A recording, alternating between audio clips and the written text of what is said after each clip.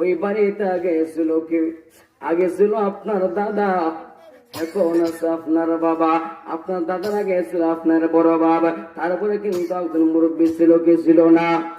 সেই জন্য কবি বলছে, আমার আগে ওই বাড়িতে বাস করে তো অনেক জগৎ, তারাও গেছে আমিও যাব, ও থাকবো না আর বেশিক্ষণ, কথা কোন ঠিক কিনা? আর কয়দিন এই দুনিয়াতে বাঁচবা? আর কয়দিন আর দুনিয়াতে বাহাদুরি করবা? না না না, বাহাদুরি আর বিষয় করতে পারবা না।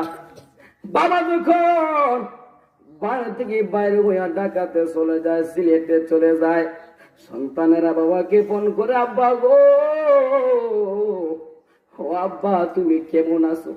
বাবা গো পুত্রে, তুমি চিন্তা করবা না, আমি আল্লাহর রহমতে ভালো আছি।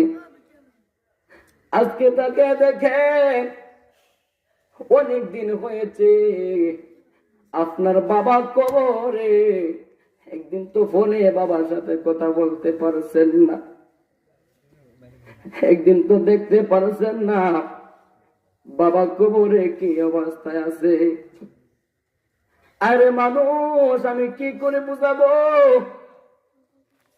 আজকে বাবা কই, বাবার কথা চিন্তা করো, দাদার কথা চিন্তা করো।